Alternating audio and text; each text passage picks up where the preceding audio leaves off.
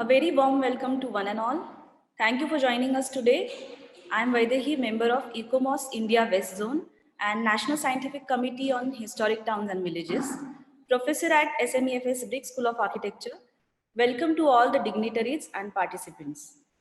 We are extremely fortunate that ICOMOS has agreed to collaborate with us to take its mission to the grassroots and weave it with education by involving students and thereby ensuring critical values of tangible and intangible heritage awareness and appreciation are embedded right from the college level. This collaboration is in the form of comprehensive activity that aims to bring a holistic and a contextual engagement with local pressings, their biodiversity, the rich vernacular culture, and the built environment. Now I request architect Poonam Tambadia, coordinator of ECOMOS India West Zone, to introduce ECOMOS India to the students and brief about the context of our study area on a broader platform. She is a practicing conservation architect and academician from Ahmedabad, having a vast experience in the field of conservation. Over to you, ma'am. Thank you, Vaidehi. Good morning, all. I'll take a very few moments and introduce ECOMOS India. First, let me introduce ECOMOS itself is International Council for Monuments and Sites, and it is an international organization, which is an NGO which advises UNESCO on World Heritage matters.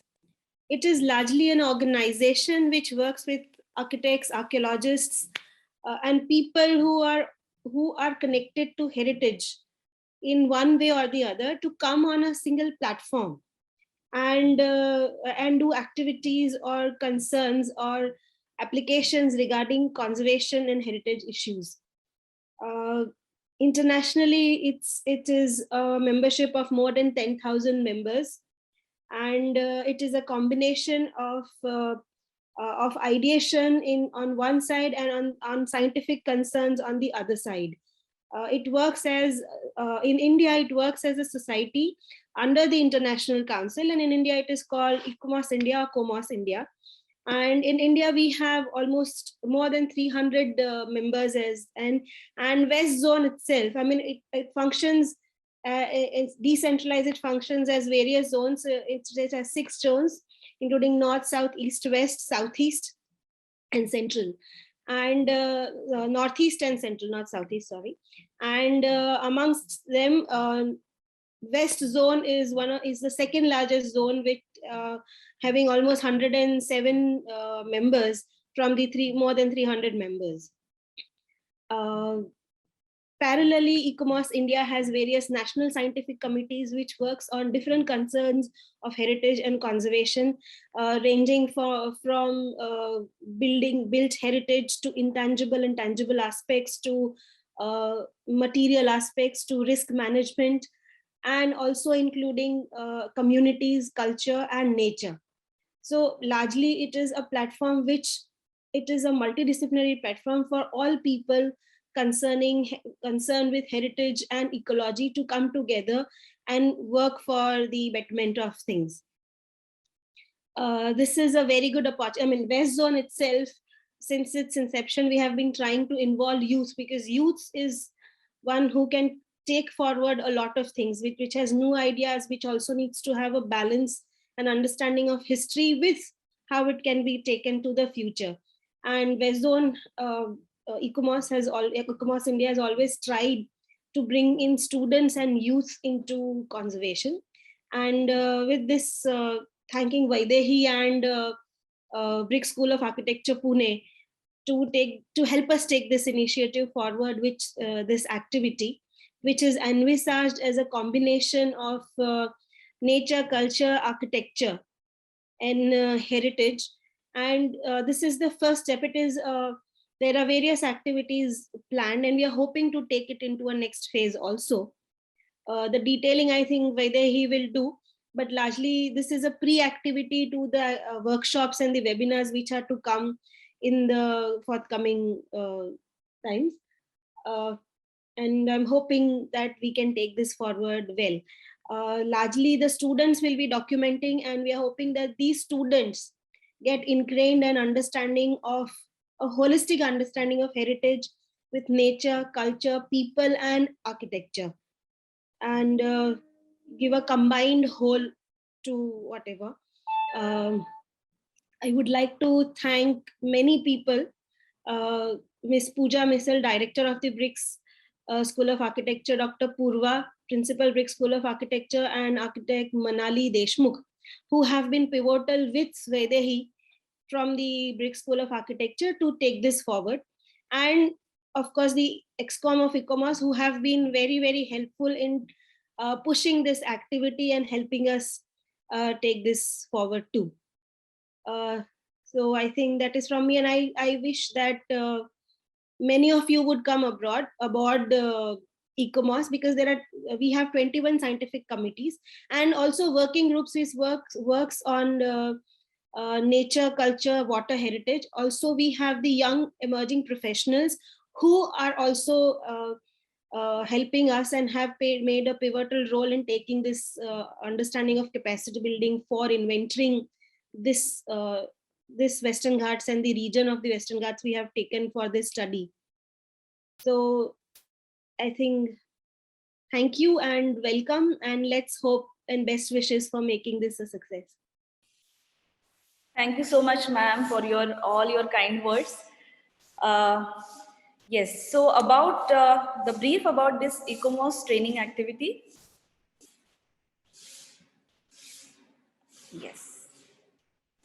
So the proposed collaborative activity is based on the settlement study titled Comprehensive Study of Heritage Settlements in the Western Ghats.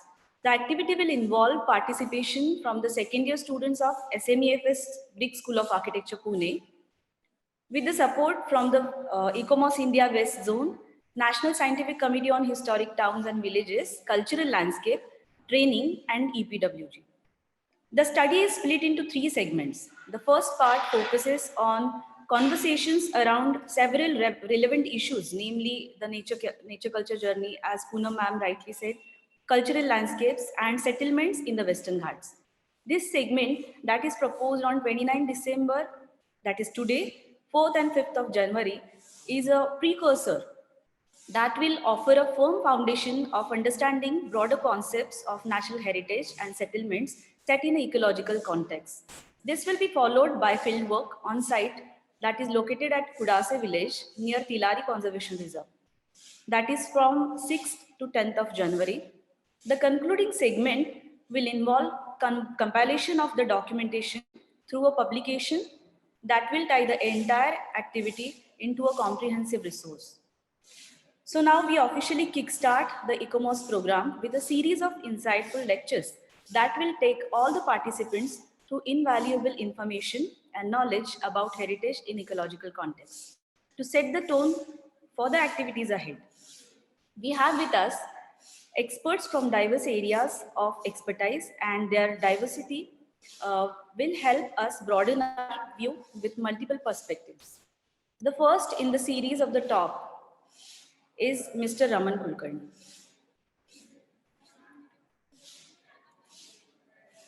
Mr. Raman Kulkarni is an honorary wildlife warden at Kolhapur. He is a commercial artist specializing in photography from Kalaniketan Mahavidyalay, Kolhapur. He is the director of Pugmark Art Gallery, commercial advisor, advertiser. Vaidehi, sorry, we can't see your screen in the sense we can't see Mr. Raman Kulkarni's details. Ramya, can you please share the screen once again? Yes, I am sharing. There is a, it shows some error, like your screen is sharing is paused. Just 1 second.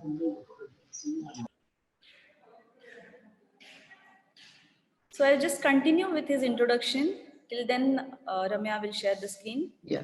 He has worked on various scientific studies and explorations in the Western Ghats region of Maharashtra and Goa, organized several workshops on birds, then herpetofauna and BNHS expertise, worked on many wildlife research projects with different government, non-government organizations as well. He has prepared checklist of birds, butterflies, snakes, and mammals in reserve forest and wildlife sanctuaries of Kolhapur district with local NGO known as Green Guards. He has authored books such as Biodiversity of Goa, a concise field guide, and Biodiversity of Sahyadri Tiger Reserve, a field guide. Mr. Raman Kulkarni will be shedding light on Introduction to Western Ghats and its significance as a World Heritage Site under Natural Heritage category. Thank you, Raman Kulkarni, sir, for joining us today. Over to you. You can share your screen and begin with your presentation. Thanks to BRICS Group and Vaidya ma'am to invite me in this activity. Time बहुत कम है क्योंकि western घाट इतना बड़ा है और आधे एक घंटे में पूरा उसका इम्पोर्टेंट बताना बहुत मुश्किल है, तो मैं स्टार्ट करता हूँ प्रेजेंटेशन। तो आज का जो सब्जेक्ट मुझे दिया है Western Ghat and its significance as a world heritage site under natural heritage category. तो पहले तो हम पूरे भारत का देख लेते कि भारत में 10 बायोग्राफिक जोन्स है इंडिया में। जैसे हमें पता है कि वर्ल्ड में 36 हॉटस्पॉट्स है, उसमें से 2 भारत में है, जैसे ट्रांस हिमालय है और दूसरा वेस्टर्न घाट है। और अगर हम हेरिटेज साइट की बात करें तो कल्चरल और नेचुरल वर्ल्ड हेरिटेज साइट्स में 37 हेरिटेज साइट्स इंडिया में है, उसमें से 7 नेचुरल वर्ल्ड हेरिटेज साइट है उसमें। तो ये बायोजियोग्राफिक जोन्स में जो वेस्टर्न घाट है वो भी उसमें शामिल है नेचुरल वर्ल्ड हेरिटेज साइट में।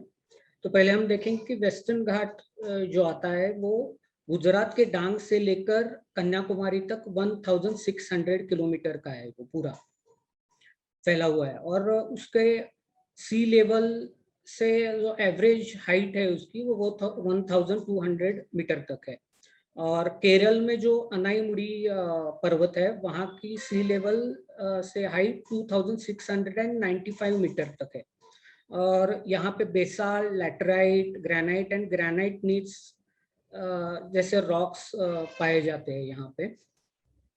तो वेस्ट में नीलगिरी पहाड़ों में बंडीपुर, मधुमलाई, नागरहोले, वायनाड और भद्रा से हाथियों के लिए और टाइगर के लिए फेमस है। उसके बाद अन्नामलाई पहाड़ों में शोला फॉरेस्ट पाए जाते हैं, उसमें साइलेंट वैली है, टॉप स्लिप और पेराम्बिकुलम, इन जंगलों का समावेश उसमें है। तो basically about 30% of Indian biodiversity is found in only in Western Ghat and many this species are endemic to the Western Ghat. अगर हम फ्लावरिंग प्लांट की बात करें तो 4000 फ्लावरिंग प्लांट है, उसमें से 1500 एंडेमिक है वेस्टर्न घाट के लिए। तो ये परसेंटेज ऑफ एंडेमिज्म 38% है इसमें। आगे हम देखेंगे, लेकिन पहले इसका एंडेमिज्म और थ्रेटन्ड स्पीसीज वेस्टर्न घाट में कितने हैं। तो उसमें से 325 ग्लोबली थ्रेटन्ड स्पीसीज है जो IUCN रेड डेटा लिस्ट में शुमार किए गए हैं। और globally threatened flora fauna Western Ghat में 29 लाइन प्लांट स्पीसीज है, 31 मैमल्स है, 15 बर्ड्स है, 53 एम्फीबियंस और रेप्टाइल्स 5 है और फिशेस 1 पाया जाता है। तो ये इम्पोर्टेंट है वेस्टर्न घाट का। अगर हम देखें कि फ्लोरिंग प्लांट में 4000 प्लांट्स में से ऑर्किड्स वेस्टर्न घाट में 267 है, उसमें से 130 एंडेमिक है वेस्टर्न घाट के लिए। पूरे ये वाइल्ड ऑर्किड्स है। उसके बाद फंजाई और लाइकेंस के भारत में तो 15,000 तक रिकॉर्ड हुआ है, लेकिन इसका स्टडी अभी चालू है और इसमें अभी फाइनल ही हुआ नहीं है कि उसमें फंगी डाइवर्सिटी वेस्टर्न घाट में है कितनी। लाइकेंस के तो 800 प्लस रिकॉर्ड हो चुका है वेस्टर्न घाट में। बटरफ्लाई की बात करें तो उसमें 334 स्पेसीज है, डिफरेंट स्पेसीज है, उसमें से 37 बटरफ्लाईज एंडेमिक है वेस्टर्न घाट के लिए और एंडेमिज्म उसका 11% है। अगर हम एम्फीबियंस की बात करें तो वेस्टर्न घाट में 157 एम्फीबियंस रिकॉर्ड किए गए हैं, उसमें से 135 एंडेमिक है। तो देखिए इसमें परसेंटेज ऑफ एंडेमिज्म 86% है, यानी यहाँ जो फ्रॉग जैसे सिसिलियन है तो वो और वर्ल्ड में कहीं पाए नहीं जाते, सिर्फ वेस्टर्न घाट में ही है। उसके बाद रेप्टाइल्स भी 157 रिकॉर्ड है, उसमें बहुत सारे वेनमस, नॉन वेनमस स्नेक्स है, गेकोज है, लिजार्ड्स है, तो उसमें से 97 एंडेमिक स्पीसीज है, और इसमें भी परसेंटेज ऑफ एंडेमिज्म 62% है। अगर बर्ड्स की बात करें तो वेस्टर्न घाट में 508 बर्ड स्पीसीज है, उसमें से 19 स्पीसीज वेस्टर्न घाट में एंडेमिक है और 4% उसका एंडेमिज्म परसेंटेज है। मैमल्स की अगर बात करें तो वेस्टर्न घाट में 140 मैमल्स है, उसमें से 18 एंडेमिक है और परसेंटेज है 13% एंडेमिज्म का। तो उसमें से जैसे लायन टेल मकैक है और कई जायंट स्क्यूरल है, ये क्रिटिकली इंडेंजर मैमल्स है वेस्टर्न घाट में। तो पहले तो मैं काम करता हूँ वेस्टर्न घाट जो महाराष्ट्र में आता है। तो महाराष्ट्र में जो वेस्टर्न घाट जिसको हम सह्याद्री बोलते हैं, वो डांग से शुरू होके गुजरात, महाराष्ट्र डांग से शुरू होके तिलारी तक, जैसे आपका जो अगला वर्कशॉप रहेगा तिलारी में, सिंधुदुर्ग डिस्ट्रिक्ट में, जो वेस्टर्न घाट आता है 400 एंड आई थिंक 440 किलोमीटर के लेंथ का ये वेस्टर्न घाट सह्याद्री महाराष्ट्र में आता है। तो इसमें प्रोटेक्टेड एरियाज है, जैसे आपको पता होगा कि पूना के नज़दीक भीमाशंकर है, उसके बाद महाराष्ट्र का एक में वो टाइगर रिजर्व जो वेस्टर्न घाट में आता है वो सह्याद्री टाइगर रिजर्व है, और उसमें चांदोली नेशनल पार्क और कोयना वाइल्ड लाइफ सेंचुरी है, उसके बाद राधानगरी वाइल्ड लाइफ सेंचुरी है। फिर ये दोनों, ये सह्याद्री टाइगर रिजर्व, राधानगरी और उसके बाद कास जो है वो नेचुरल वर्ल्ड हेरिटेज साइट में आता है। तो बेसिकली मैं नॉर्दर्न वेस्टर्न घाट में जो डाइवर्सिटी है और सिग्निफिकेंस है और इम्पोर्टेंट है वेस्टर्न घाट का, कि जिसके लिए उसको नेचुरल हेरिटेज साइट किया है, वो आप स्लाइड में देख सकते हैं। तो ये वेस्टर्न घाट का रीजन जो है वो पूरा पर्वतीय श्रृंखला है, जो स्टार्ट होती है डांग से लेके कन्याकुमारी तक। तो ये टेरेन आप देख सकते हैं कि पूरे पर्वत है, वैलीज है,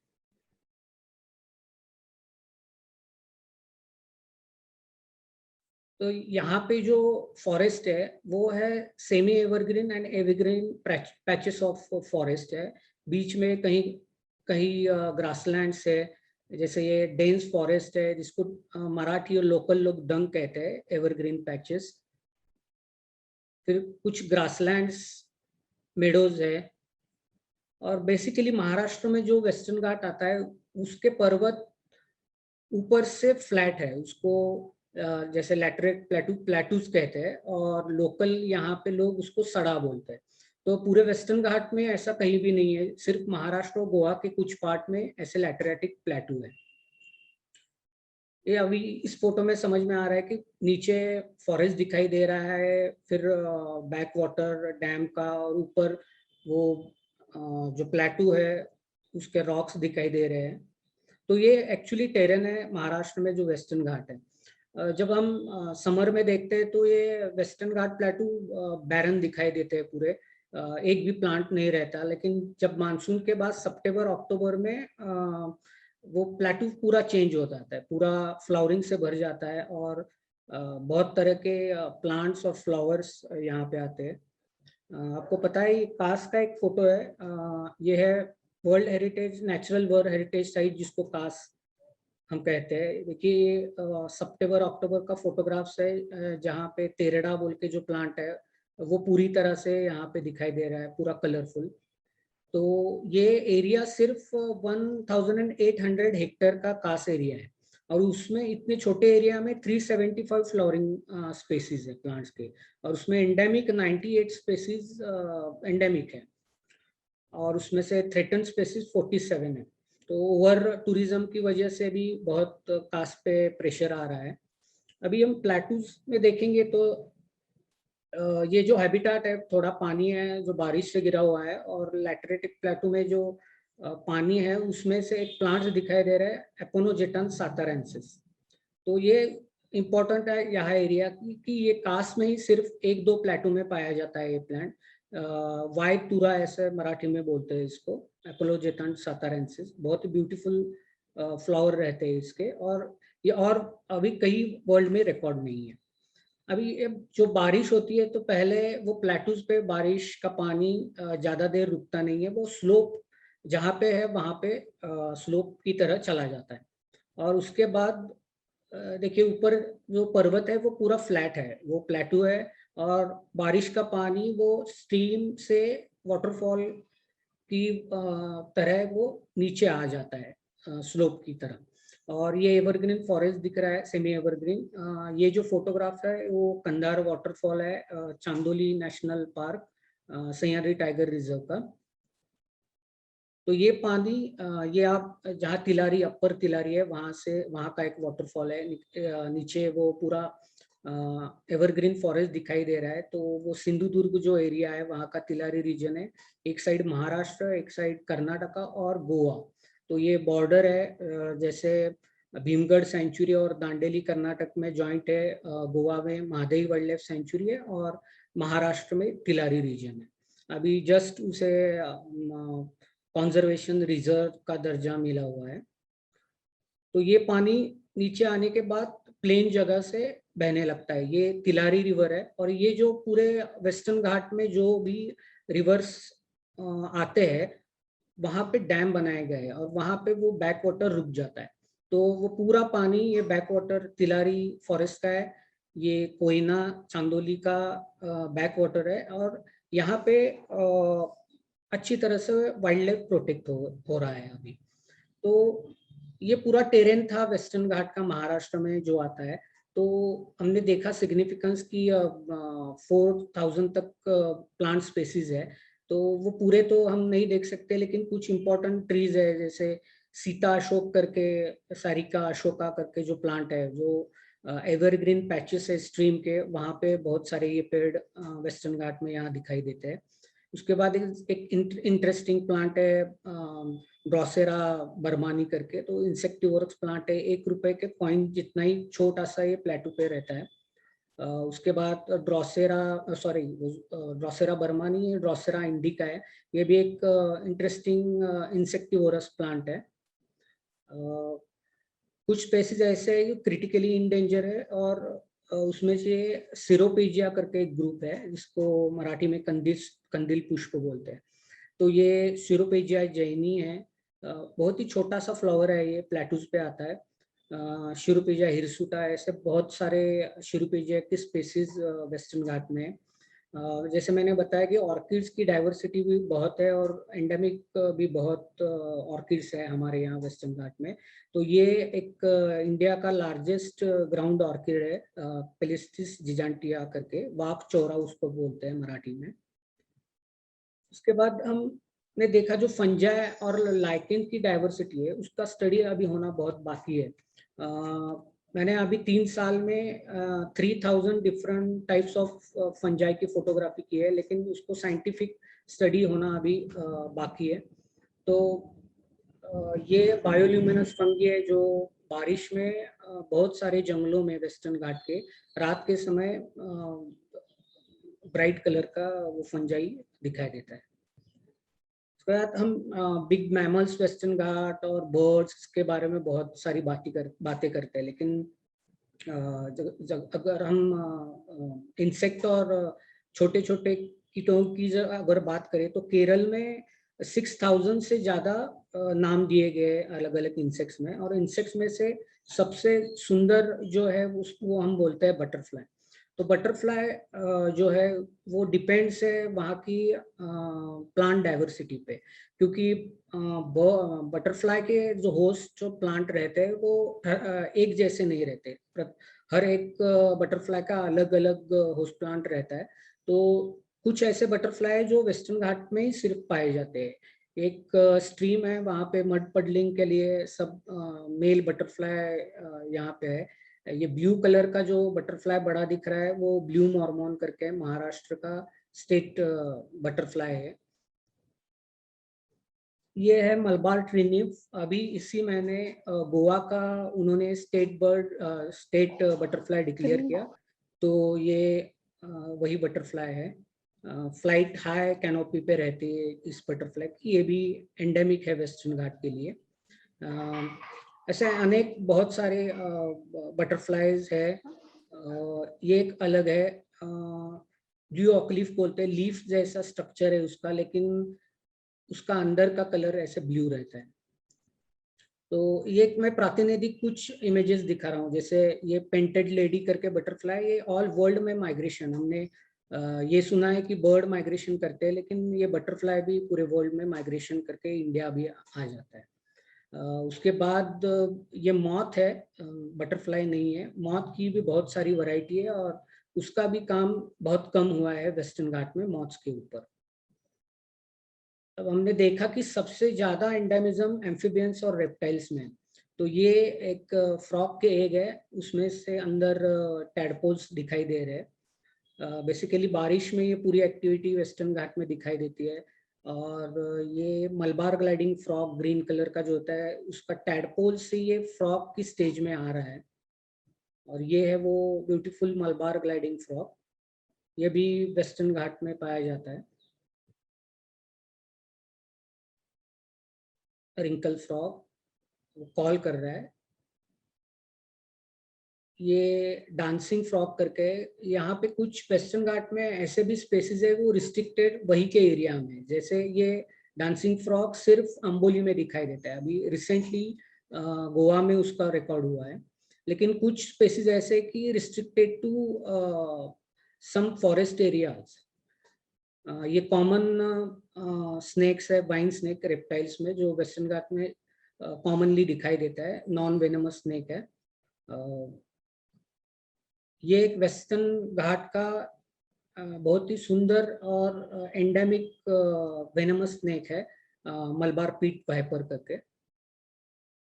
वो आपने न्यूज में पढ़ा होगा, वो सलमान खान बता रहा है ना कि उसको बाइट हुआ 3 बार स्नेक का और वो क्रेट था। तो ऐसे गलत गलत स्टेटमेंट लोग देते रहते हैं कि वो वेनमस स्नेक नहीं था जिसने सलमान को 3 बार काटा। अगर 3 बार वेनमस स्नेक काट लेता उसको तो सलमान का बचना मुश्किल था। तो ये कुछ स्नेक्स है, जैसे कि ये ऑलिव फॉरेस्ट स्नेक है, ये प्लेटूज और वाटर स्ट्रीम्स में पाया जाता है, सिर्फ वेस्टर्न घाट में इसका रिकॉर्ड है। किंग कोबरा तो आपको पता है गोवा से लेके पूरे केरल तक है रिकॉर्ड, लेकिन महाराष्ट्र में एक में वो रिकॉर्ड उसका तिलारी रीजन में है। उसके बाद सम गेकोज है, लिजार्ड्स है, जो बहुत सारे एंडेमिक है एरिया के लिए, कुछ तो फोर्ट के लिए एंडेमिक है।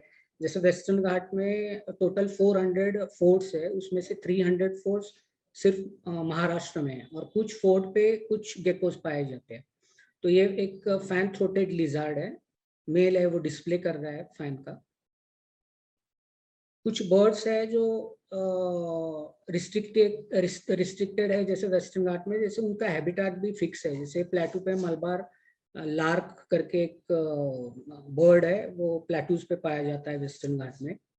उसके बाद Malabar whistling thrust, whistling boy जिसे स्कूल बॉय बोलते हैं इसे, ये है Malabar parakeet, blue wing parakeet, ये भी वेस्टर्न घाट में और सिर्फ फॉरेस्ट में ही पाया जाता है, एंडेमिक है वेस्टर्न घाट के लिए। यह व्हाइट चिक बारबेट, ये भी एंडेमिक है वेस्टर्न घाट में। White bellied blue flag catcher, ये भी एंडेमिक है।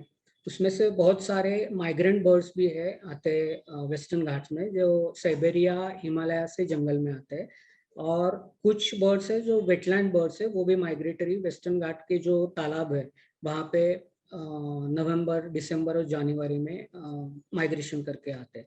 ये मलबार ग्रे हॉर्नबिल है, ये भी एंडेमिक है।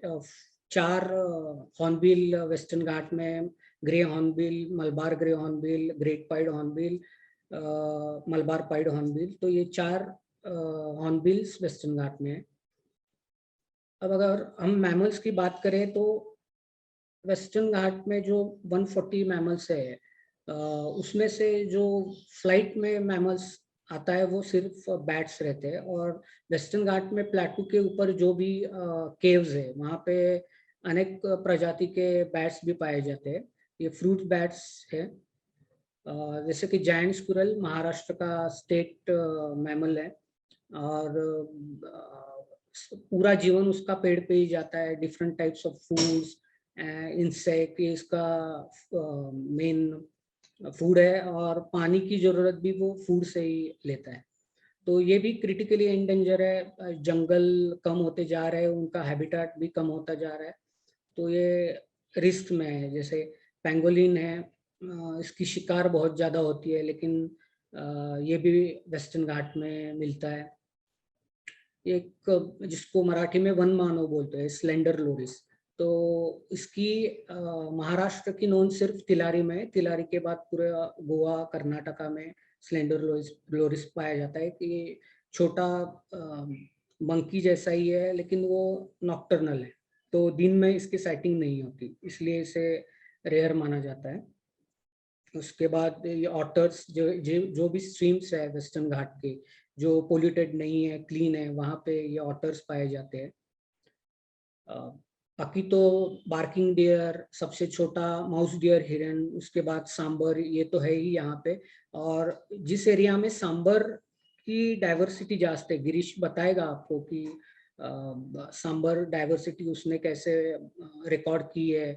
तो मेन फूड टाइगर का सांबर है, तो वेस्टर्न घाट में सांबर पॉपुलेशन जितना अच्छा रहेगा, उतनी टाइगर पॉपुलेशन स्टेबल रहेगी और बढ़ेगी। स्लॉथ बेयर भी अनेक जगह वेस्टर्न घाट में है, वाइल्ड डॉग्स है, लेपर्ड तो आपको पता है सभी जगह अभी पाया जाता है। उसके बाद ब्लैक पैंथर, ये कोई अलग प्रजाति नहीं है, लेकिन कोकन रीजन में कई बार ब्लैक पैंथर का साइटिंग भी हो जाता है। और फाइनली टाइगर, तो वेस्टर्न घाट अगर हमें रखना है तो पूरे वेस्टर्न घाट में टाइगर का होना बहुत जरूरी है। अगर टाइगर खत्म हो जाएगा तो पूरी डाइवर्सिटी एक दिन खत्म हो जाएगी, हम भी खत्म हो जाएगी। तो world heritage site, natural world heritage का सिग्निफिकेंस यही है कि सिर्फ प्लांट्स, एनिमल ये नहीं, वहाँ का वाटर, रॉक और जो भी है क्लाइमेट, तो वो बचा के रखना। और उसके बाद एशियन एलिफेंट, तो वेस्टर्न घाट में 1500 एशियन एलिफेंट अभी है, लेकिन कुछ साल पहले महाराष्ट्र में भी फर्स्ट टाइम एलिफेंट आए थे, और कोल्हापुर डिस्ट्रिक्ट के चंदगढ़ और सिंधुदुर्ग के तिलारी रीजन में अभी ये स्थायिक हो गए हैं। तो एक जस्ट प्रेजेंटेशन था, क्योंकि डिटेल में कभी और जा सकते हैं, इतना डिटेल जाना मुश्किल है, और इसका इम्पोर्टेंट बताना वो भी मुश्किल है, और उसके थ्रेड्स भी बहुत ज़्यादा है। जैसे कि हर जगह वेस्टर्न घाट में घाट बनाए जा रहे हैं। पूरे वेस्टर्न घाट में 50+ डैम्स है। उसके बाद तिलारी में रबर प्लांटेशन और अनानस प्लांटेशन, पूरा फॉरेस्ट साफ करके वहाँ पे चल रहा है, तो इसीलिए मैन एनिमल कॉन्फ्लिक्ट्स भी बढ़ रहा है। तो शायद गिरीश आपको उसके बारे में बताएगा। तो thank you very much.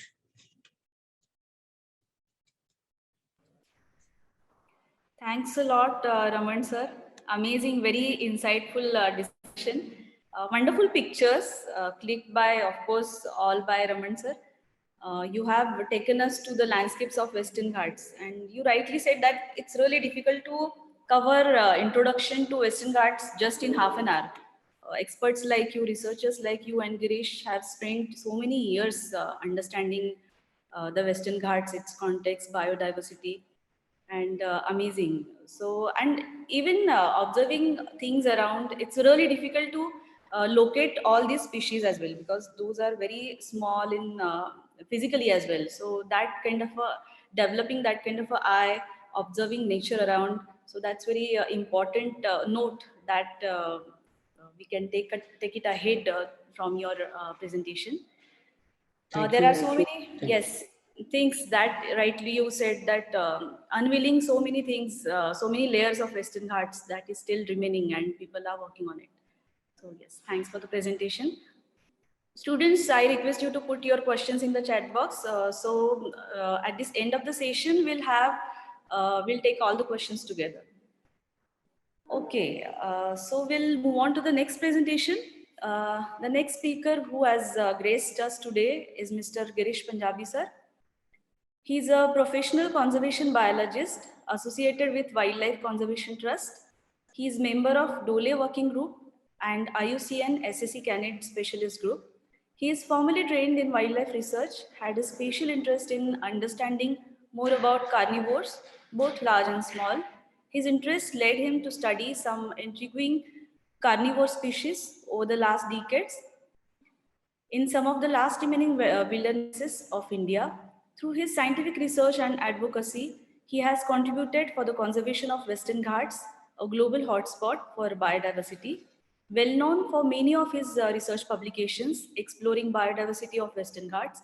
Even we have referred to a lot of his articles and publications during our research as well. Mr. Girish Punjabi will be speaking on the topic Understanding Natural Heritage and Management Challenges in the context of Western Ghats. So over to you, sir. Yeah, thank you, Vaidehi. I'll just share my screen.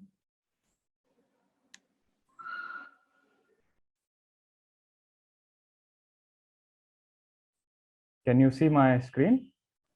Yes.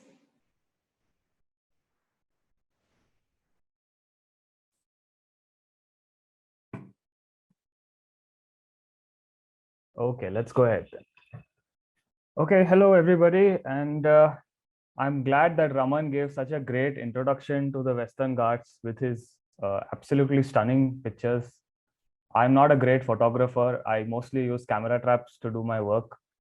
So my skill set in photography is very poor. But hopefully I'll be able to give you a little bit of a macro perspective to the management challenges in a natural heritage site like the Western Ghats. So I'd like to ask you a question before I go ahead. What do you think is a natural heritage site? What comes to your mind when you think of a phrase like a natural World Heritage Site? If anybody would like to answer, you're free to unmute and tell me. Students, can you unmute any one of you?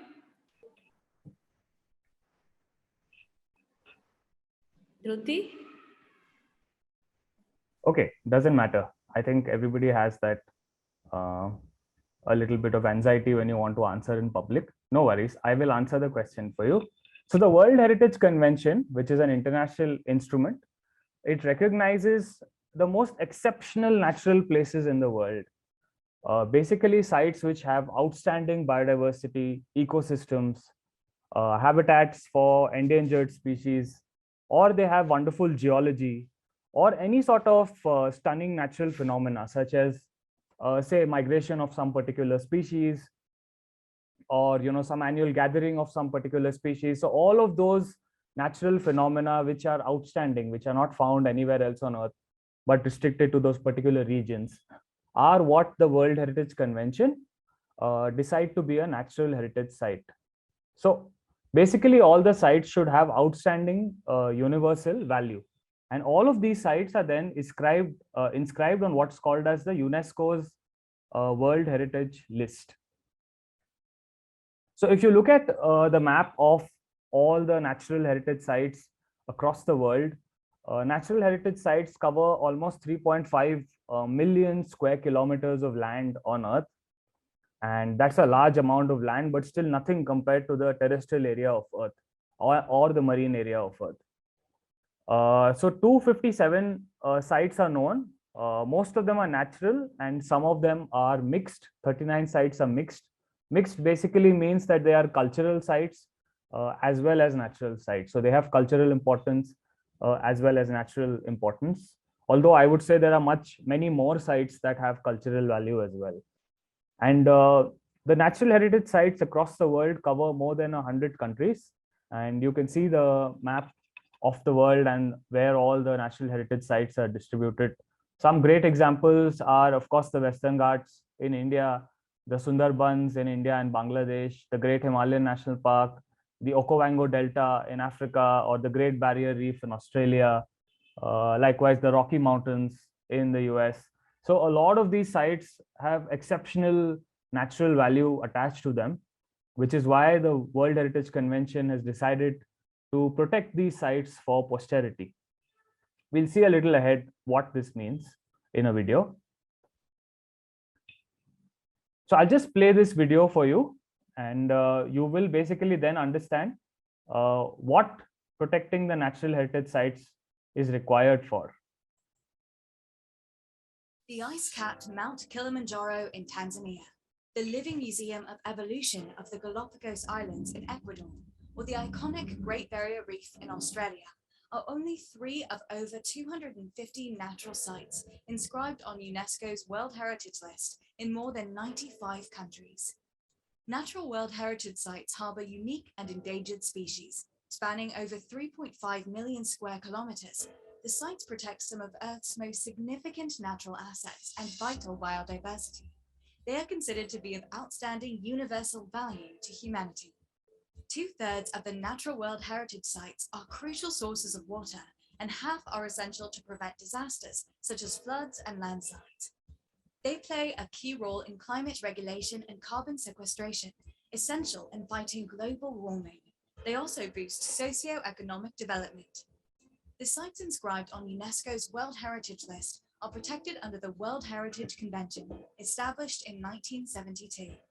Thanks to this unique intergovernmental treaty, UNESCO can bring together the world's nations and people to harness the protection of humanity's most exceptional cultural and natural heritage. But UNESCO World Heritage Sites face serious threats such as climate change, invasive species, unsustainable tourism, poaching, mining, and infrastructure projects. UNESCO and its partners work to address these to safeguard our planet's future for generations to come. For example, to tackle the increasing number of emergencies that Natural World Heritage Sites are experiencing, UNESCO provides assistance through the Rapid Response Facility, the world's fastest conservation fund. The Belize Barrier Reef Reserve System has been threatened by offshore oil exploration and coastal development. Thanks to international cooperation under the World Heritage Convention, oil exploitation has been banned, and the site has been removed from the list of World Heritage in danger, benefiting around 200,000 Belizeans who depend on the reef for their livelihood. In South Africa, the World Heritage designation of the Isimangaliso Wetland Park has reduced uncontrolled water extraction for agriculture and improved sustainability in the tourism industry, and created thousands of jobs, helping communities move past poverty. Other emblematic sites in Africa have been included on UNESCO's World Heritage List over the past decade, like the Okavango Delta in Botswana, the largest inland delta system of the world, as well as the Songho Tri-National in the Congo Basin. Being the first of its kind, the site encompasses an area in 3 different countries, contributing to transnational cooperation and protection of the last intact rainforests of Africa. In the Virunga National Park in the Democratic Republic of Congo, major companies have also refrained from exploiting oil and gas due to the global oversight granted by the convention. This led to other commitments to recognize UNESCO World Heritage Sites as no-go areas for extractive industries. These examples represent the ongoing importance of the World Heritage Convention for a global conservation effort, advancing the endeavor to protect shared heritage over generations and support sustainable development, essential for humanity's future on this planet.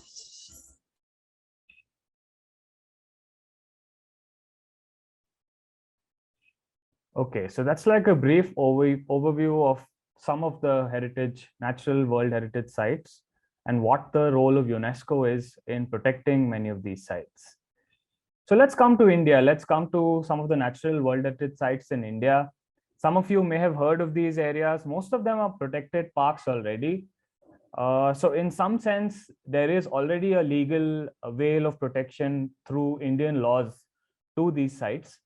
Of course, a global tag like a natural World Heritage site will help sort of convince the Indian government that these sites should be protected for posterity. So in many ways, if you have a natural World Heritage site tagged to a place, the government would also not want to, make some large infrastructure project through a protected park, like say, for example, Kaziranga National Park in Assam, the Kela Devu Ghana National Park in Rajasthan, the Manas Wildlife Sanctuary in Assam again, the Sundarbans, which is part of India as well as Bangladesh. So it's sort of a transboundary World Heritage site. The Nanda Devi and the Valley of Flowers, National Park in the Himalayan region, the Western Ghats, of course, that spans over 4 states, the Great Himalayan National Park, which is again a Himalayan conservation area. So Raman beautifully described the species diversity that is found in the Western Ghats. So let's look at the Western Ghats again as a case study. I think I'm just going to repeat some of the points he said, bearing in mind why the Western Ghats is so important. So one of the key things is that it is older than the Himalayas. It's a really old mountain chain, and it has a very important service to humanity in terms of controlling the Indian monsoons as well.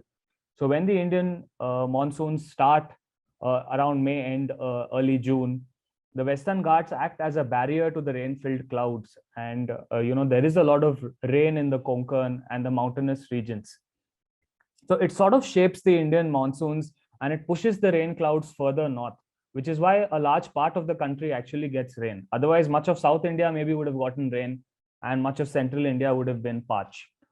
But because of the Western Ghats, the rain clouds are pushed further north. So it has a very clear sort of a mechanism to control the Indian monsoons.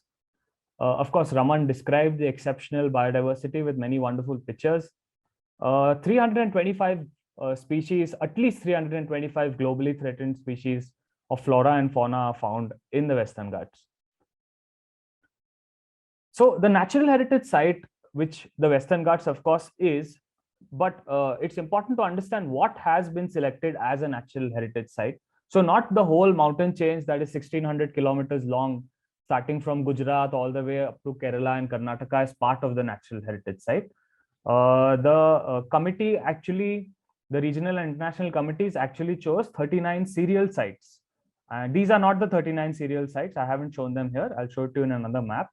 So these are the 39 serial sites that were nominated by the Indian government and submitted to the World Heritage Committee, after which they decided that all of them fulfill the criteria of being naturally protected, government protected sites, showing exceptional biodiversity. And then these 39 serial sites were inscribed in the UNESCO World Heritage List.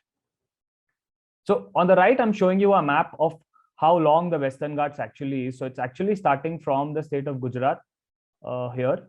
And the entire 1600 kilometer mountain chain extends almost continuously till the state of Kerala and parts of Tamil Nadu. And there is only one gap here in the middle of the Western Ghats that's called as a Palgat Gap. It's a natural gap in the Western Ghat mountain chain. So almost 30 kilometers, there is no mountainous area in the middle. Otherwise, there is no natural gap in this entire stretch. It's more or less contiguous. So before we talk more about the management challenges, I think it's important to know about these two reports, which were very discussed in a lot of newspapers. When the work was going on, there was a lot of debate and discussion across India about what's called as the Western Ghats Expert Ecology Panel Report and the High Level Working Group Report, also in common parlance known as the Gadgil Report and the Kasturi Rangan Committee Report. So basically, these were two committees set up by the government itself to actually study the Western Ghats and propose to the government how the region should be protected in its entirety. So the Gadgil Committee report, which was headed by a renowned ecologist, Dr. Madhav Gadgil, said that the entire Western Ghats should be treated as an eco-sensitive area.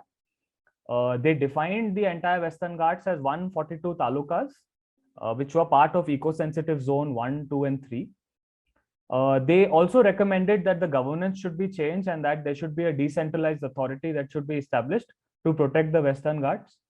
The ESZ1, which is basically the eco-sensitive zone 1, which is given the highest protection in India under the Environment Protection Act, was measuring to around 77,000 square kilometers. Of course, this is a very large chunk of land when it comes to a highly populated country like India, and no government was ready to accept the report. And much of the, you could say, the resistance to the report came from many vested interests who make shitloads of money from exploiting minerals in the Western Ghats. So that report was trashed. And in response, the government was forced to make another committee which was called the High Level Working Group Report. So basically, the reality of the report was masked in front of the common people. A lot of falsehoods were shared about the report. And then in response to it, the government said, okay, to pacify the environmental activists, they said, we will make another committee, which is called as a High Level Working Group, which was headed by Mr. K. Kasturi Rangan, who was part of the Planning Commission. So when they did the report, when they studied the Western Ghats, they said that 37% of the Western Ghats should be brought under ecologically sensitive area. This comprised of 123 villages, which they further subdivided into what is called as cultural landscape and natural landscape. Now, this is important for architects to know, because you will always have a cultural zone in a village and a natural zone in a village. So they said that once it's an ESA area, there should be no red category projects. Basically, there should be no dam, there should be no mining project or quarrying project in those parts.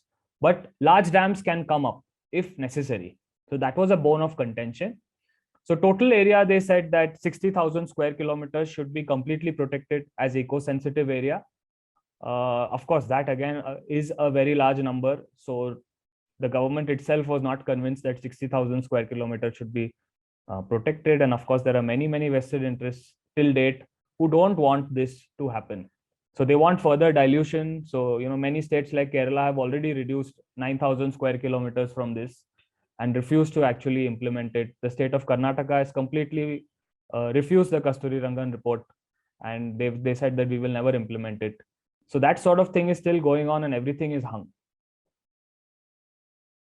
So let's come to the management challenges. Okay, that was a perspective I was trying to show you to try and understand how national governments and state governments are working. But in terms of managerial perspectives, the way I work as a conservationist or the forest department who is trying to work in the landscape, they face different sort of day-to-day challenges. So mostly these challenges can be categorized as local challenges. So you have a lot of human use impacts because people are living on the land. There are a lot of things that they need for their daily lives, which has an impact on the Western Ghats landscape.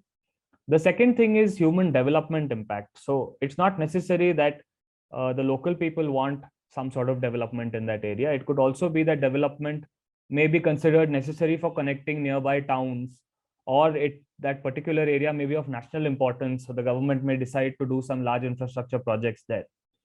So these are some very key local challenges that come up for management of the Western Ghats.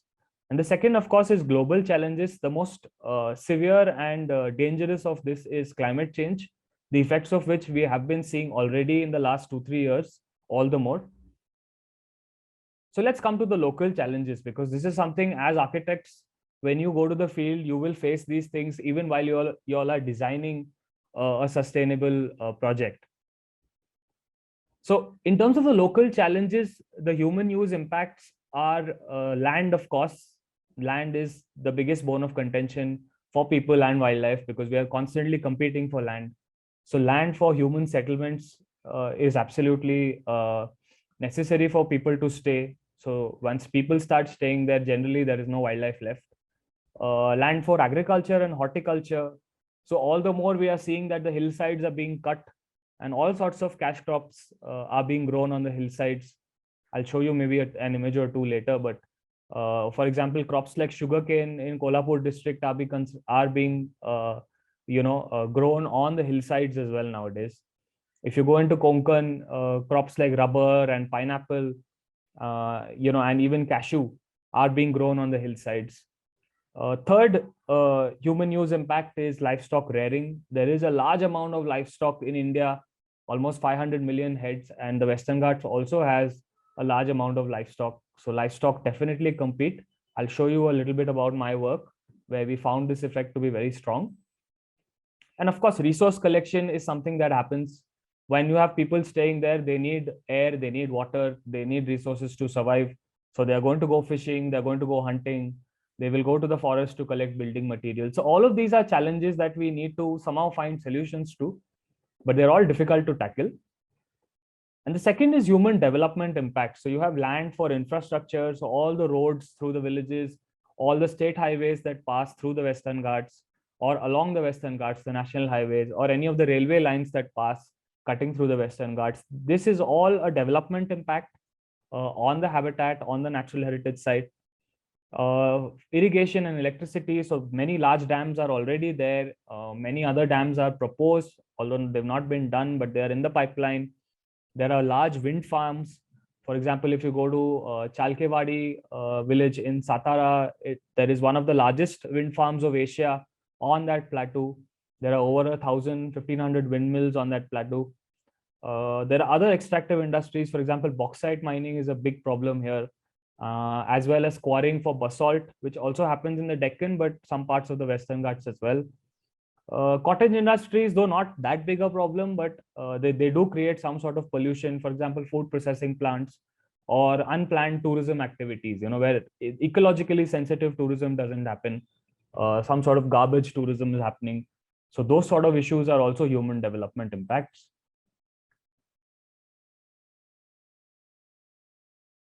So if you look at human use, it's nothing new in the Western Ghats. The Western Ghats is a very ancient landscape, and there is evidence of human settlements here from the Paleolithic, which is rare, but the Mesolithic and the Neolithic, there is a lot of evidence that people were already living here, almost 12 to 15,000 years ago. There is evidence of settlements, and that sort of evidence is there in the Western Ghats. And recent history, of course, shows a prolific distribution of forts, especially under the Maratha kingdom, especially by Shivaji Maharaj. If you go, there are almost 350 plus forts in this part of the Sahyadri, starting from the border of Gujarat and going all the way up till the Goa-Karnataka border. There are lots of forts here. So there is some amazing architecture that you can see on these forts. And the region has always seen an influx of people. So if you think that, the human communities have been very constant, that's not the case, because if you go back to historical evidence, there were a lot of kingdoms and a lot of dynasties, and diverse human communities have interacted and settled in parts of the Konkan or, somewhere in the hills. And currently the population is very diverse and of many communes. So whatever communities live there, many of them depend on livestock rearing for their livelihoods. And there is a lot of free grazing that happens in the Western Ghats. This is a major management challenge for a forest department person or for a conservationist, because free grazing cattle are actually competing with all the wildlife that is found in these forests. So all the large wildlife species, like Raman showed us a picture of a sambar deer. There is also the gaur, the iconic largest wild cattle in the world, the gaur that is found here. They are also affected by free grazing of cattle. Free grazing is basically that even though people have allotted land for grazing, they will break the rules and they will send their cattle into the forest because fodder is of short value. There is a shortage of fodder, and the forest, of course, seems to have a lot more fodder available. So they will send their cattle to the forest, and every year they will be burning the forest. So there are a lot of impacts because of cattle grazing. So we did a study in the year 2016, which I published in a journal called Mammalian Biology, where we looked at 3 large species of prey, that is the sambar deer, the gaur, and the wild pig. And we actually found a very stark pattern. We found that wherever you see the dark red areas are the areas where the densities are higher. And these are all the areas where cattle numbers were very low. So by livestock, I mean buffalo numbers were very low, cow numbers were very low, and goat numbers were very low. So wherever all the other livestock species were found, we found that at least for the gaur and sambar, the pattern was very clear that they did not prefer those areas. They preferred areas where livestock was not competing with them. For the wild pig, of course, it's a very generalist sort of a species, so that pattern did not hold. So in fact, in the best of the core areas, wild pig numbers were very low, and close to human settlements, the numbers were quite high. So other sort of human use impacts are agriculture. So if you go back into the history of agriculture in the Western Ghats, or at least many parts of the Western Ghats and Northeast India also, you'll find that a lot of swidden agriculture was done here. So all the hill slopes, people used to go and cut the forest, and then they used to grow what's called as nachni locally. In English, it's called finger millet. So they would grow finger millet on these in these places. They used to be on mountain tops. So most of the villagers used to go and live on these mountain tops for 3-4 months, cut down the forest, and burn the biomass there, and then sprinkle the seeds using a very traditional method called kumri cultivation. They used to grow finger millet. But all of that, or most of it, has been replaced now. Rarely anybody does this sort of agriculture, also because slash and burn has been banned. So there is no cutting of forest anymore that happens. But now people have moved to a lot of cash crops. So this includes rice, sugarcane, groundnut, sweet potato. Of course, vegetables for their daily use are also grown. A lot of horticultural crops include cashew, mango, banana, areca nut, coconut. So at least in Konkan, you will see a lot of these crops, especially in the Tillari area where you all will go for your field work. Commercial agriculture has also come in the last 10-15 years. This includes large swaths of rubber plantations. So people from Kerala who are very good at growing rubber in their parts found that the Konkan lands were suitable for growing rubber initially. So a lot of them invested and bought 300, 400 acres of land and clear-felled the entire forest 20-25 years back. And they have converted all that forest area or secondary forest area into rubber. And now because rubber rates have fallen and it's not profitable anymore, they're converting that land into pineapple. So they're very good at doing commercial agriculture. So they're capitalizing on these lands which local farmers do not want to cultivate. So these sort of human impacts are very stark and very visible, even in Tillari. There is a lot of clear felling that is happening for agriculture there and also for the sale of firewood. So large parts which are not protected by the forest department, which actually are private land holdings and belong to people, are cut almost every other year. And the wood is sold off as firewood because the tree density is not that much. So they only get firewood value. And once the wood is cut off, then the land is available for doing all sorts of plantations.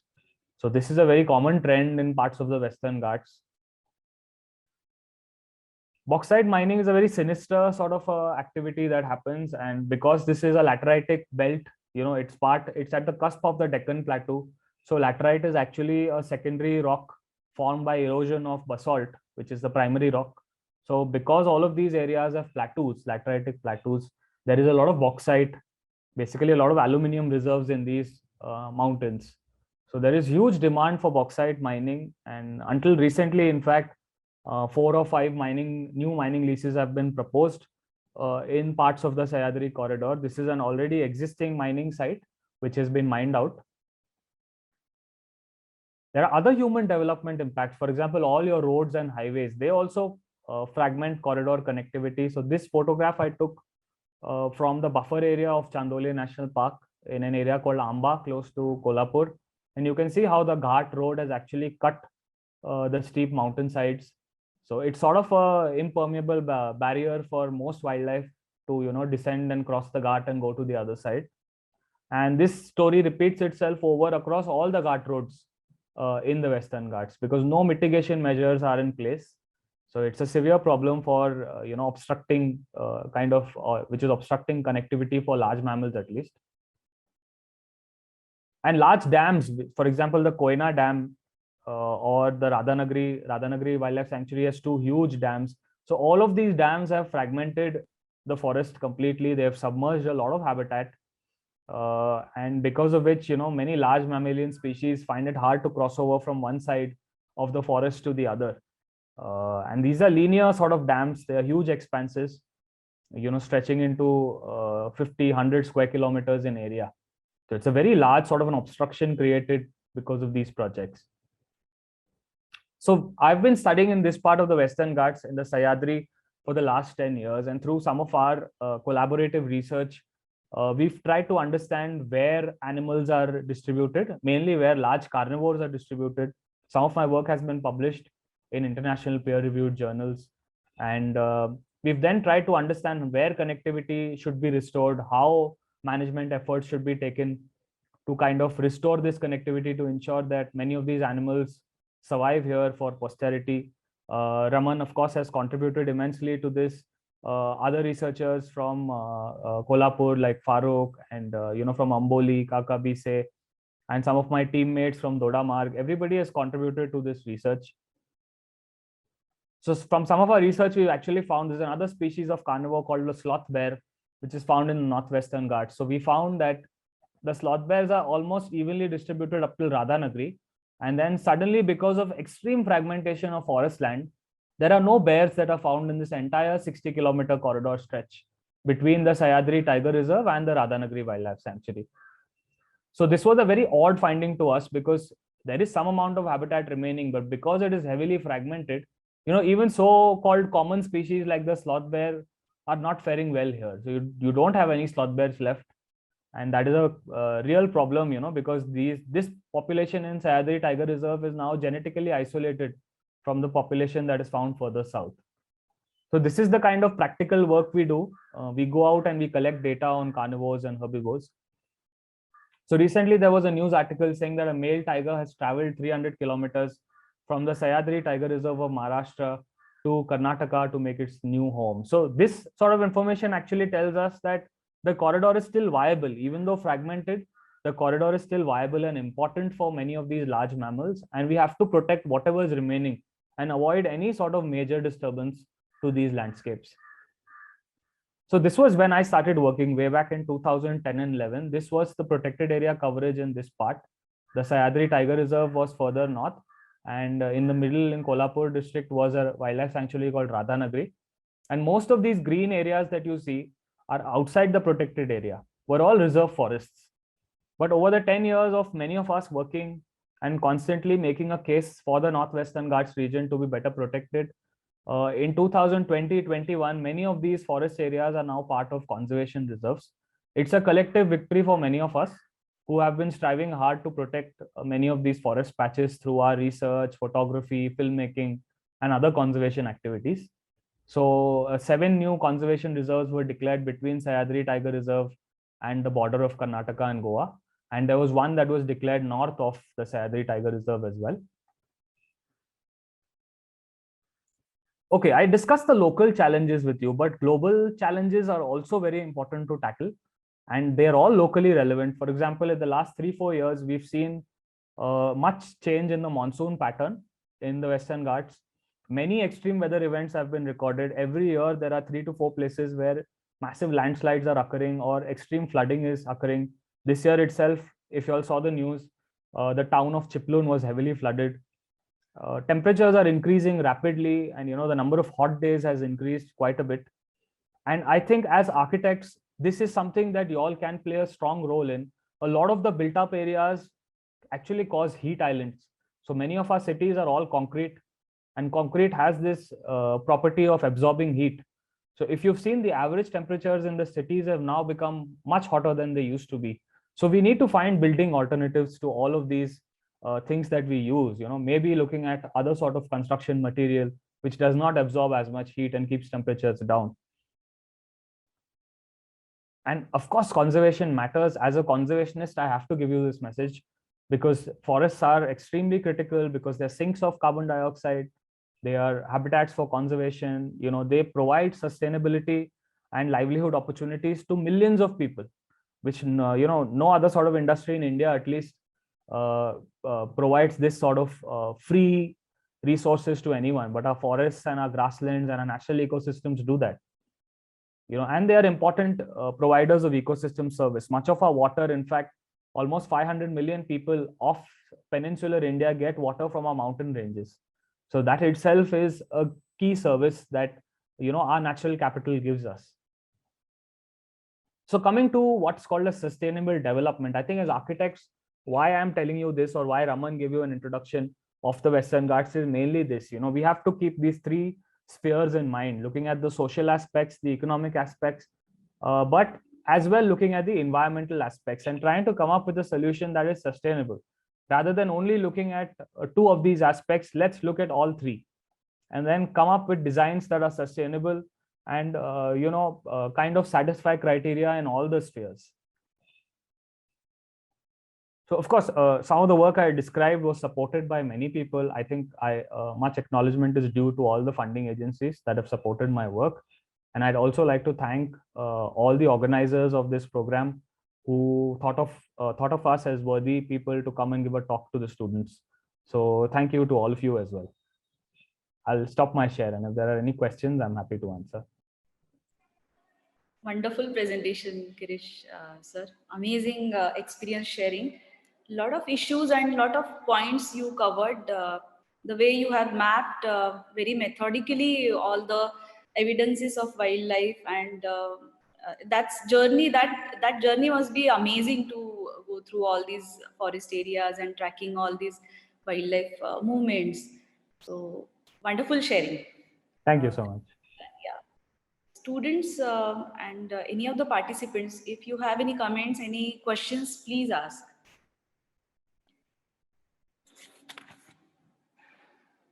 All right.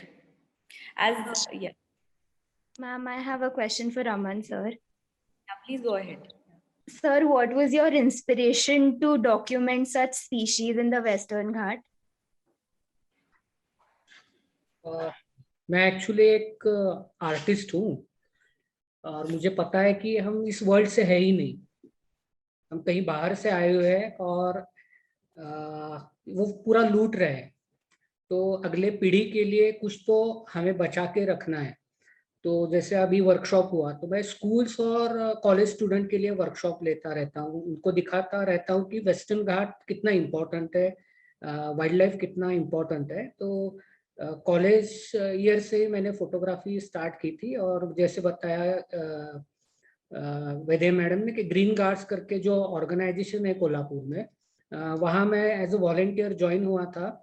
और वही मैं सोच रहा कि मैं तो science field से हूँ नहीं, जैसे गिरीश है रिसर्च कर सकता है, तो कंजर्वेशन के लिए मैं क्या कर सकता हूँ। तो मैं फोटोग्राफी करके लोगों को बता सकता हूँ importance of western Ghats, diversity. तो वो इंस्पायर हो गया कि मैं ऐसे काम कर सकता हूँ। फिर एक एज अ आर्टिस्ट फोटोग्राफी मैंने शुरू की। Thank you, sir. So all his photographs are displayed in many parts of Western Ghats. A lot of conservation reserves, they do have guides related to what all species you found in this area, and those are clicked by Raman sir. So do see that carefully and see to it ki who has clicked it. So you'll surely find his name there. Thank you, Raman sir. Yes, there is one question. I think this is for Girish. How was the journey and any interesting incidents while working you would like to share? Okay. Yes, it is there. Yeah, I think my journey has been very intriguing. It has obviously been an eye-opening experience, you know, where when I came out of school and I went into college, I myself did not know much about wildlife and nature. But when I started traveling, I used to work in an ecotourism company. So I started traveling to the national parks as a volunteer or as a camp in charge. And then when I saw all the natural beauty, I started questioning, you know, I mean, why do I not see all this in the city I live in? Or why do I not see this sort of thing in the built up environments where I live? And then I realized that man and nature have always been in a conflicting sort of a situation, you know, and these last remaining natural places is something that we really need to protect and try and make everybody aware that every sphere of life is dependent on nature. So many such incidences happened, you know, like for example, I remember trekking in 2006 in the Koina Wildlife Sanctuary, and I saw a leopard the first time on foot. It was an experience that I can never forget. You know, even though leopards seem to be very common, sighting them in the wild is not very easy.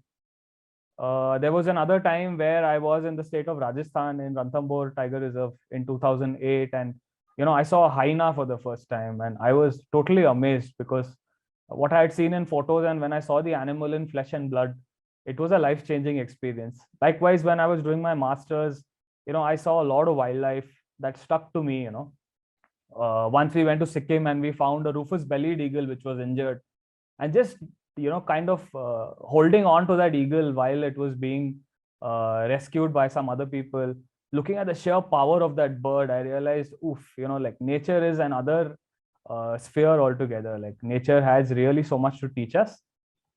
So yeah, my journey has been a learning experience. It's an eye-opening experience. And I guess I've decided that my mission in life is to protect natural places. And hopefully I'll be able to do that as long as my limbs are supporting me.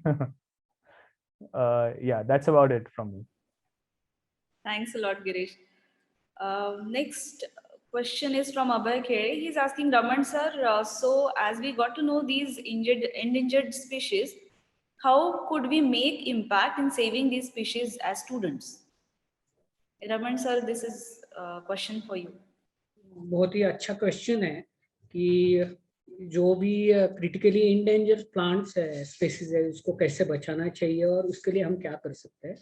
तो एक वही part है, जैसे इसमें पूरा बता नहीं पाया मैं, सेक्रेट ग्रूव्स करके जो रहता है, देवराई अपन ज्यादा बोलते, देवराई जिसे कहते हैं. तो हमने एक प्रोजेक्ट किया था कि देवराई में, सेक्रेट ग्रूव्स में जो प्लांट्स रहते हैं वो बहुत पुराने रहते हैं, वहाँ पे एंडेमिक रेयर प्लांट स्पेसीज मिलते हैं. तो हमने वहाँ से सीड कलेक्ट किए. फ्रूटिंग जब होता है उसके बाद सीड कलेक्शन और उसका जर्मिनेशन करके फिर से वो हमने जहाँ पे डिस्ट्रैक्ट हुआ है देवराई या सेक्रेट ग्रूव, तो वहाँ के ग्राम पंचायत और लोगों से मिलके वहाँ से फिर से हमने प्लांटेशन वहाँ पे किया. जैसे आप तिलारी जाएंगे तो वहाँ पे एक इको रिजॉर्ट है, यानी होम स्टे है, तो वहाँ पे हमने 500 एंडेमिक रेयर प्लांट्स प्लांटेशन वहाँ पे किया. 500 प्लांट्स हमने लगाए. और इको टूरिज्म के लिए भी हम काम करते हैं कि टूरिज्म कैसे होना चाहिए. और जैसे गिरीश ने बताया कि ये जो कॉरिडोर है, जैसे कि उसने स्लॉथ बेयर का वो एग्जाम्पल दिया कि एसटीआर में स्लॉथ बेयर है, फिर गैप है 60 किलोमीटर का, और उसके बाद फिर तिलारी तक स्लॉथ बेयर. तो जो घाट हो रहे हैं और सब लोग एक साथ आके इस कॉरिडोर का बचाने के लिए प्रेशर ग्रुप बनाना बहुत जरूरी है. और अलग तो हम कुछ कर नहीं सकते, हम जितना जंगल में अनटच जंगल को रखेंगे तो नेचर ऑटोमेटिकली डेवलप होता चला जाएगा. लेकिन हम जो जैसे आप सब लोग जो आर्किटेक्ट है, तो वो भी एक कंजर्वेशन के लिए बहुत बढ़िया काम कर सकते हैं, जैसे गिरीश ने बताया, और आपके और भी लेक्चर रहेंगे. और सम मैमल्स और बर्ड स्पेसीज के लिए, जैसे बर्ड्स है तो बर्ड्स के लिए हम उनके फ्रूट प्लांट्स लगा सकते हैं, जैसे और फ्लावरिंग प्लांट जैसे काटे सावर है, बॉम्बेक सिबा है, फाइकस के प्लांट्स है, तो वो हम लगा सकते हैं. बटरफ्लाई कंजर्वेशन के लिए बटरफ्लाई के होस्ट और नेक्टर प्लांट्स हम लगा सकते हैं. आप बटरफ्लाई गार्डन क्लाइंट को सजेस्ट कर सकते हैं. तो इस तरह हम हमारा छोटा सा कंट्रीब्यूशन उसमें डाइवर्सिटी कंजर्वेशन में कर सकते हैं. That's very well said, Raman sir. Keeping nature as it is, that's the key actually to conserve it. When human intervention comes in it, that creates a lot of issues. Yes, thanks a lot for that. One more question for Girish sir. As you have been looking at the management issues, how do you suggest mapping the natural heritage in the context with built heritage in the Western Ghats? This is question from Poonam Tambadia ma'am. Yeah, I think the second question by Sakshi is also similar. It says which highlighting pointers should we consider while exploring, studying.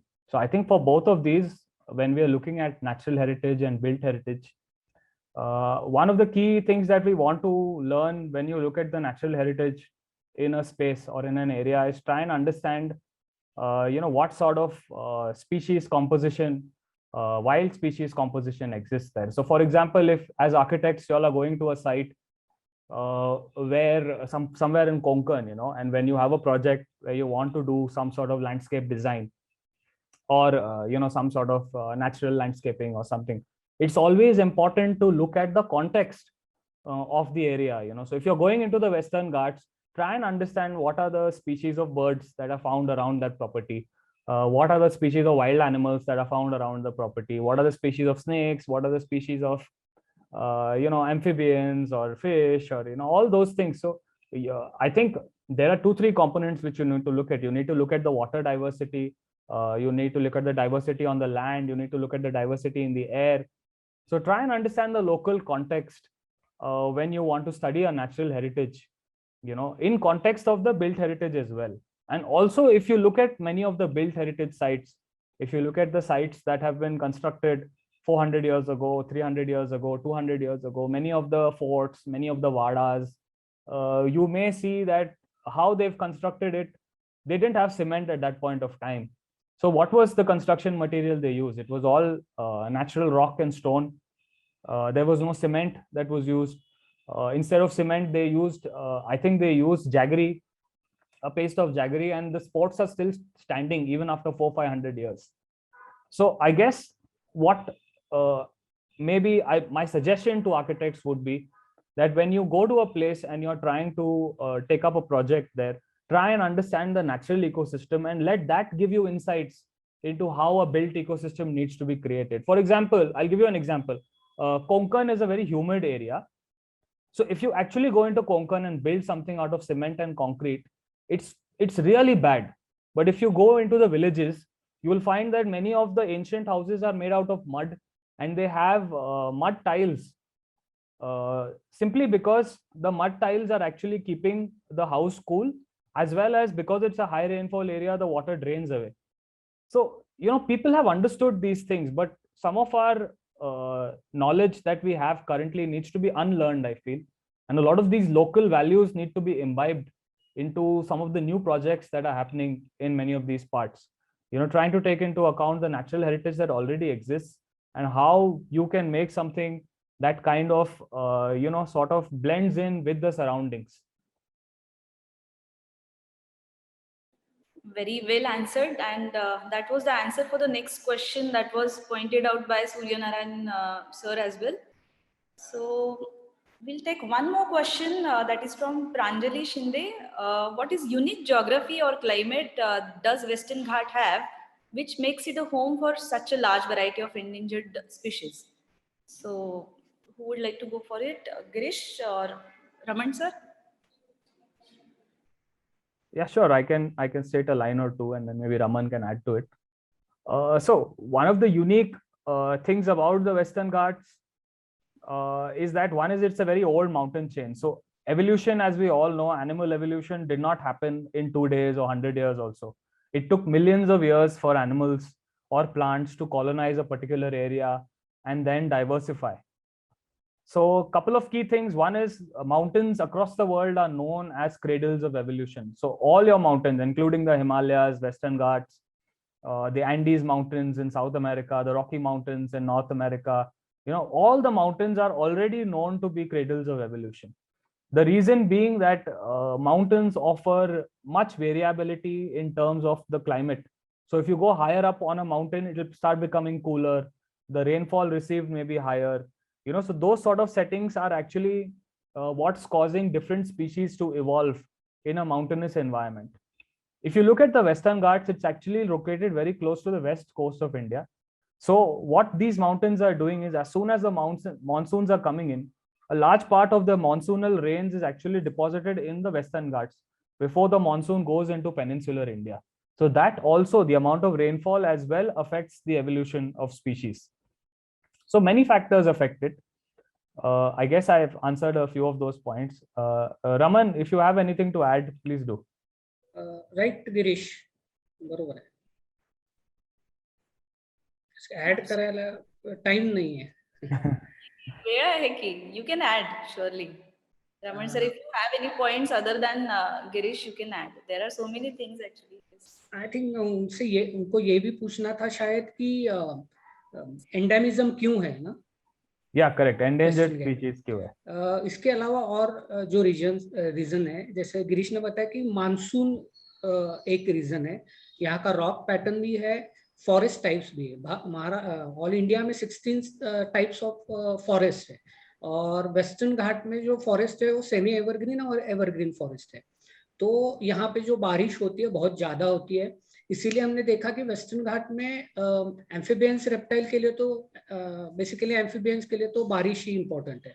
और जो habitat different types के हैं, जैसे मैंने बताया कि लैटरेटिक प्लेटू, तो कुछ स्पेसीज है, कुछ फ्रॉग है, कुछ स्नेक्स है, कुछ फिशेस है जो सिर्फ प्लेटू पे ही मिलेंगे आपको. यानी जो फ्रॉग प्लेटू पे है, जैसे कोयना टोड है, अम्बोली टोड है, तो वो लैटेराइटिक प्लेटू पे ही मिलेगा। सिर्फ अम्बोली में जो प्लेटू है वहां पे ही अम्बोली टोड मिलेगा। कोयना के यहाँ जो 2-3 प्लेटूज है वहीं पे ही वो कोयना टोड मिलेगा, पूरे वर्ल्ड में नहीं मिलेगा। तो जो माइक्रो हैबिटाट भी है यहाँ के, जैसे क्लिफ्स है, और वो जो मैंने फोटोग्राफ दिखाई कि जो डैम्स है, तो वहाँ पे भी जो फिश डाइवर्सिटी है वो भी बहुत डिफरेंट टाइप की है। और अम्बोली में जो नया अभी फिश भी मिला है, जैसे क्रैब्स है अलग अलग, ग्रासलैंड है, तो जैसे हम देखते हैं कि ब्लैकबक जो है वो ग्रासलैंड मैमल है, तो वो वेस्टर्न घाट में आपको नहीं मिलेगा। लेकिन वेस्टर्न घाट में जो माउस डियर है, जो स्मॉलेस्ट हिरन है, वो हमें वेस्टर्न घाट में ही मिलेगा। तो वो जो हैबिटाट का जो डिफरेंट टाइप्स है उसकी वजह से भी एंडेमिज्म बहुत ज्यादा है। जैसे कि एक सोन घंटा करके एक प्लांट है, तो वो सिर्फ रिकॉर्ड है चांदोली में, गोटने एरिया है, वहां से ही फर्स्ट रिकॉर्ड है, सिर्फ महाराष्ट्र से, और लोकेलिटी सिर्फ वही है। तो कुछ तो हैबिटाट और क्लाइमेट का है, और उसी वजह से वो एंडेमिज्म भी वेस्टर्न घाट में ज्यादा है। That's great. Great to hear both of you. Any comments, any questions? All right. Okay, so we can move ahead maybe. This was an amazing session, amazing discussion, and this will surely open the eyes of all the students, and this will help them to get sensitized towards their surroundings and observe small elements from nature around, definitely. Now, I would like to request Niyati Jigyasu ma'am to sum up the session. She has joined right from Rome at the moment. Niyati Jigyasu ma'am, she is a visiting scholar at the American University of Rome, is an architect and an academic with more than 22 years of experience at various institutions. She is a member of ICOMOS India, INTAC, ACHS, and Council of Architecture. She is the coordinator for the National Scientific Committee of Historic Towns and Villages, ICOMOS India. Over to you, ma'am. Thank you so much, Vaidehi, especially for this session. It was such an amazing start to our entire, activity. And I think the first feeling which I had was only of jealousy of, how all of you will be actually there, and I am going to be only seeing it from the screen on the other side. But I think it was, this talk was very, very important for us, because it actually put the entire thing into context of the setting that you are actually going to go to, of the documentation that you are actually going to work on. And if I start with Mr. Kulkarni, then it's always said that, pictures say 1,000 words. And I think the pictures were amazing. They actually put the entire, the ecological context of the place, the talk about the entire rich reserve of flora and fauna that we have, the stress on the wildlife, the water, the nature features. And so basically the balance of this entire biodiversity that we actually look at as far as, these Western Ghats are concerned. So it brought that the entire understanding of the terrain that you are going to look at. And Mr. Punjabi, he started from basically, talking about the theoretical definition of, what natural heritage is, which is very important for you to start off with, the theoretical understanding, the various discourses that we actually talk about, the international discourses, the UNESCO of how it comes in, what does it do, and how it, supports, and even the various, it was very important to bring in the reports also, where you understand that, what are the issues which actually you face on ground, because it's very easy to have a overall picture just sitting at the place we are, but when you actually come on ground, you actually see that there are political things also which play out. There are other people who actually try their best to, support this biodiversity, which is very, very important. And like both of them basically said that existence of a tiger will be very important for our existence. So it's not only looking at, that we need to save a tiger just to see him in the future, but it's about the entire existence of why it is important for us, because our existence also depends on them. So that big picture is very, very important. Also the challenges, the individual challenges that he detailed out, where we talk about the human use and impact, or the human development impact, which includes mining, roads.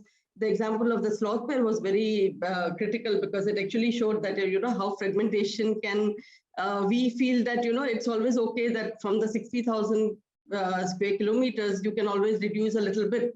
That's what most of the political interests talk about, where he said, vested interests, and you can remove that part and it doesn't matter because it's so big. But then this sloth bear example actually shows you that, how these fragmentations actually have an impact on the actual wildlife. So these things were very, very important. Also speaking from for architect sensitivity of materials, of local materials, what can be used, what should not be used. So, and putting that whole thing finally into the 3 tiers of sustainability, where we are looking at, the socio-economic and environmental. It was very important that this whole talk actually tied up the entire thing of why it is important that we are actually starting off with this part of in the session, especially. So I'll just talk a little bit, only 2 lines, basically talking about our National Scientific Committee, because like Poonam ma'am already talked about that ICOMOS India as an organization. We have different scientific committees, and National Scientific Committee of Historic, now it is cities, towns and villages, is basically talks about, settlements in all these places, where we actually talk about the fact that, these settlements, basically they look at a characteristic way of life, its communities, their lifestyles, associations with events, rituals, practices, visual culture, townscape elements, sense of place. So, and all these things actually make it into a significance of any settlement that we actually look at. So through detailed studies, deliberations, and activities concerned with conservation and development of historic cities, towns, and villages, our NSC Scientific Committee basically intends to develop the Indian perspective on this subject and inform the ongoing international discourses, because same as natural heritage, there are discourses, a lot of discourses, in fact, on cultural heritage also. And we always think, try to look at, we always try to feel that that's more of a European centric, though it has also changed over the decades. We are trying to build, what the Indian perspective is actually looking at. And if I talk of it in the sense of, your young, the language, then over the past decade, there has been a lot of discussions and buzz on what is the strong interconnection between people, nature, and culture. Because it was always, talking about, we always used to talk about monuments or sites or a building as such. And slowly we have shifted to talking about nature, of how it gets associated, of talking about communities or people who are part of this whole thing. And so now the entire talk, as far as any site is concerned, talks about all these 3 in one context. And there's also a growing recognition that, this is very important, because for an integrated approach, we will actually have to look at natural, tangible, as well as intangible attributes, where we can actually look at the context-specific approach. And it can't be just as a building in isolation, but it will have to be a settlement which includes buildings, which doesn't have to be buildings which are of, exceptional merit, but it can be buildings which are of part of the local context, and which are also embedded within that natural terrain of the whole thing. So this activity, the comprehensive study of heritage settlements in Western Ghats, is going to be a very, very enriching experience, I think, for both students of SMEF Brick School of Architecture, as well as us at ICOMOS India. And I think it will bring out a lot of insights and information on, how these to work or document in this kind of a area, which I think will be one of the very rare opportunities we are able to get, and especially after this pandemic, to go out in this place. I think it would be a big, it's almost like a gift to everybody. So I really, think it would be, I really look forward to all the learnings and the insights. And I hope that it would be great so wishing you all the very best. I also would like to thank both our experts to come today and, take your time to also take our questions, speak in very simple language for all of us to understand. And the pictures, and Mr. Punjabi, even your pictures were amazing. Mr. Kulkarni, there's nothing to say about your pictures. They were too good, but I think because I think pictures, they say everything. It was like, they opened that entire area for us from here. So we really look forward to it. And I would really thank Dr. Vaidehi and the entire team at, the Brick School of Architecture for this opportunity, for this collaboration, and all the very best to all the students. I really look forward to this. Thank you so much. Thank you, ma'am. Thank you all. Vaidehi, I had just one comment to Professor Nalini, who said that telling the conservators of settlements, architects, what they can do is not accepted. Their inputs are cliches and inhibits the progress of. Yeah, so to Professor Nalini, I'm sorry if you thought that I was trying to tell you what needs to be done. I was just suggesting, based on my understanding of how people live in the landscape and the kind of things I've seen in the recent past, which I thought were not conducive to the local climate and the natural biodiversity. No way am I telling architects that something like this needs to be done. Or, of course, you are the experts at the end of the day. You have to decide based on the situation. So yeah, just thought I'd clarify that. Thanks a lot, Girish. Thank you, and Surya Narayan sir as well. He has commented in the chat box. Wonderful session. Very good comments from Surya sir. Thank you for that, sir. So yes, we'll all meet surely in the next week. We have sessions lined up on 4th and 5th. So stay tuned, be connected with us. Thanks all for joining us today. Thank you.